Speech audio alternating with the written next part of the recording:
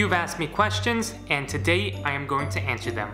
Yo guys, what is going on? Alex Pandrea here. Welcome back to my channel, and welcome back to another video. Now, I think these types of videos are important because it gives me a place and a time where I can share my experience and share my sort of knowledge of what I've been through to help you guys. It's one thing to just go over a sleight or where your fingers should be and things like that, but a lot of that you can learn on your own and practice and things like that. But when answering your questions, you learn through my experience what to do, what not to do, and I think it sort of fast tracks the learning experience of what you should be aiming for. My goal here on this channel is to make you a better magician, a better performer, and to think about magic at a higher level, and hopefully through your questions, and if I do my job of answering them correctly, you should take something away from that, which will hopefully put you on the right track to success.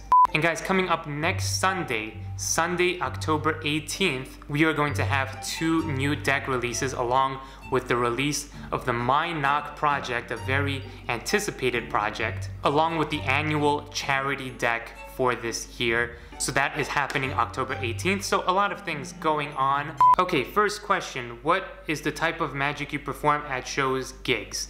So this is a question that really is evolved. The answer evolved from when I started to what I do now.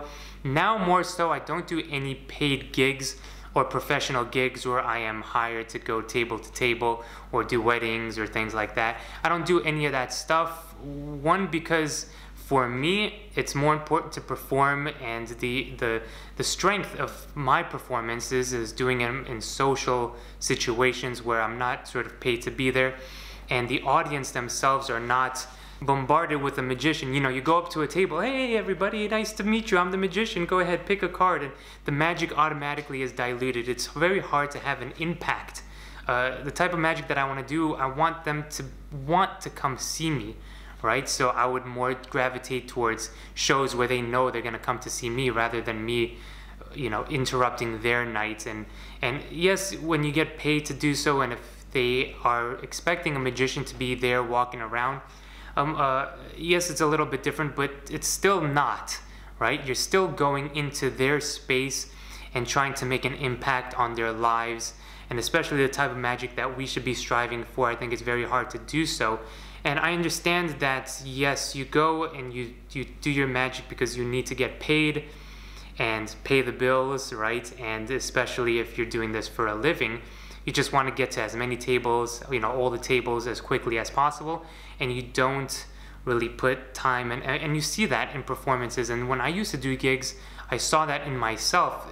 I would not want to be there. I would just want to get it over with, do my few tricks, go to the next table, do my few tricks, go to the next group, and just get it over with. And this led me to not want to do magic anymore, not be excited for it. And this is why at this time of my life, I perform when it's going to be very meaningful, when people will take it seriously, when people have time to sit back, relax, and enjoy that moment and enjoy what I have to offer. So with that being said, that did not answer the question, but I think it is important to state that the type of magic that I would perform if I were to go at gigs, let's call it three effects in one set, okay? And you have 3 sets, let's say. So you have 3 effects per set. The first one will be a very visual, get their attention type of effect, you know. Even before the first effect, I would probably do something like float an object, or do a fire wallet. Be careful with that, obviously. I got suspended from school for doing a fire wallet, and that's a whole story by, you know, in and of itself.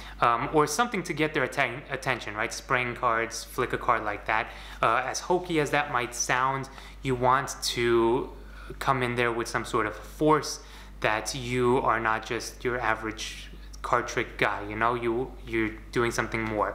So I would try to get their attention with something, come on in, and then do my first effect, very fast, very visual, and just get to the point of, you know what you're doing.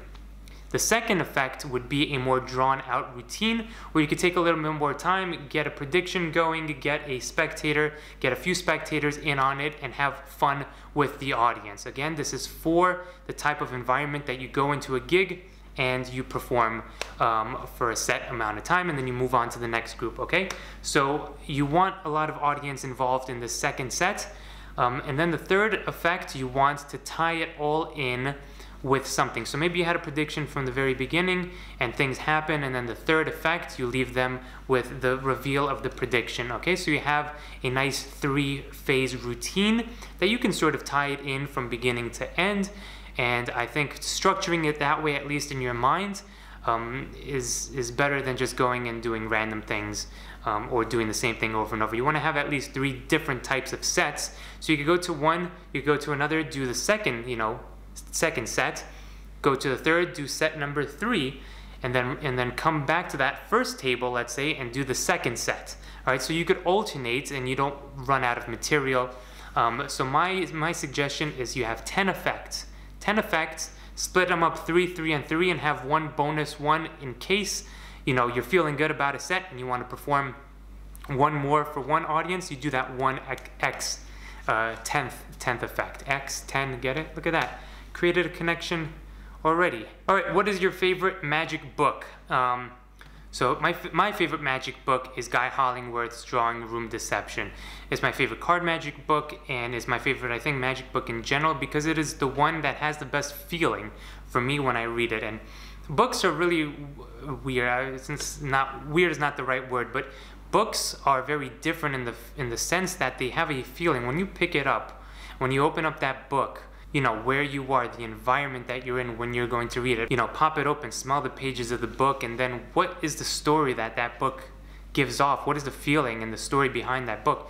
And for me, Drawing Room Deceptions by Guy Hollingworth was in a perfect time of my life when I was learning card magic and I wanted to learn harder sleights. It makes you think of magic at a higher level.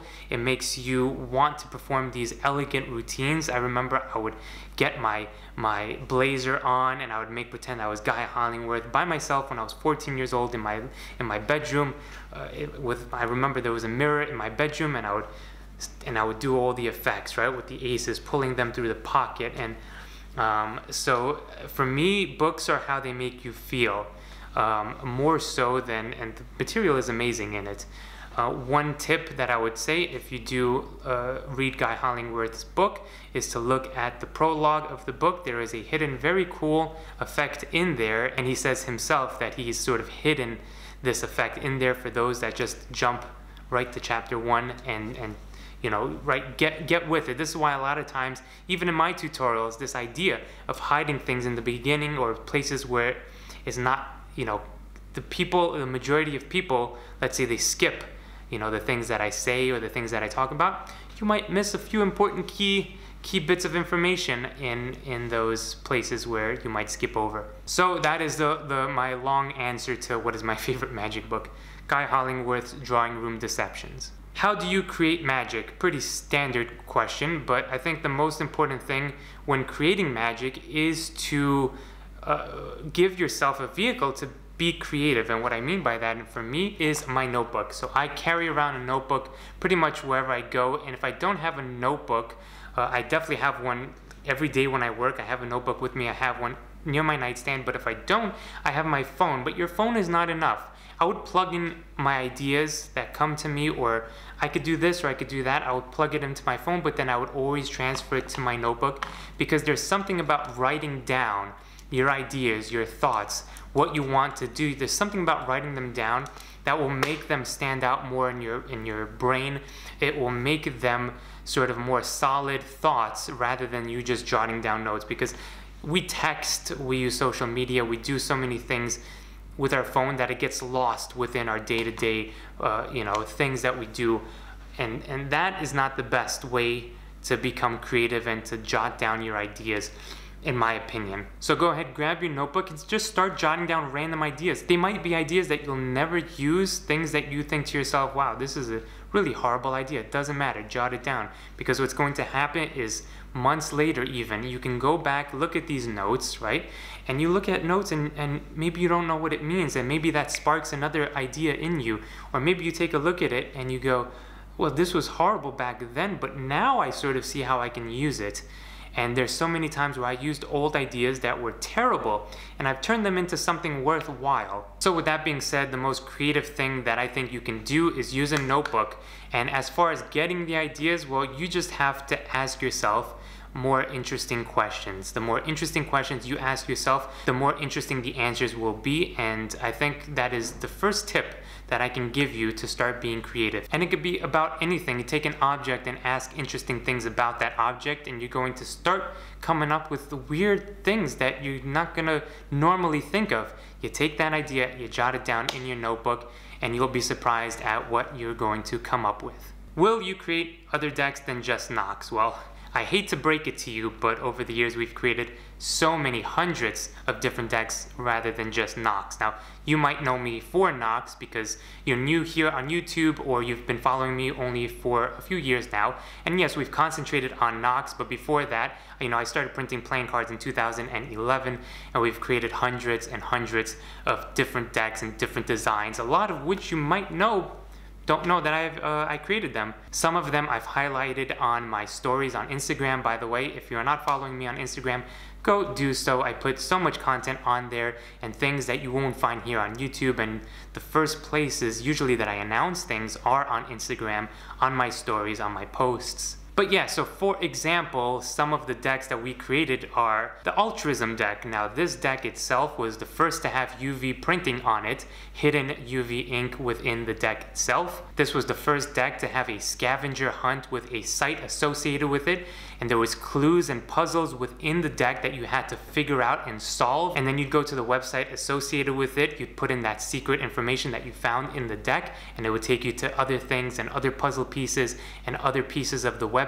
and that was ultimately used for prizes and for the limited edition version of that deck. Another one of my favorite decks was the Vaudeville deck. Now the Vaudeville deck was one of the first decks that had sort of this intricate design aspect. Back then things were a little bit more sort of dry cut, and there was not a lot of customization going, especially in the face cards and things like that. So the Vaudeville deck was an homage to all of the old style Magic posters, all of the old school sort of Magic vibes we put into this deck, and it was very, very popular. Another one was the Victorian Room deck. Now the Victorian Room deck was one of the first decks that we put a story to. We created a character called Ace Victoria who would travel the world, and he would be this elegant sort of guy, got the cane, got the whole mustache, top hat going. And in this deck we created things like a die cut within the tuck itself, so you could see the clock in the background. We used different foil and a mirror concept on the front of the tuck. So yeah, I mean, we've done a lot more than just Nox. Alright guys, so those were some of the questions that you guys asked me. Now my question to you is, what other questions do you have for me? So if you have other questions that you want me to answer in future videos, go ahead, leave them in the comments below. I will read them, all of them, and I will put the best ones aside, and I will answer them in the future videos. So thank you so much guys for watching the video. Please hit the like button if you did like this video. It helps this channel out a great deal. Comment down below your thoughts, and we will see you very shortly on the next video. Peace.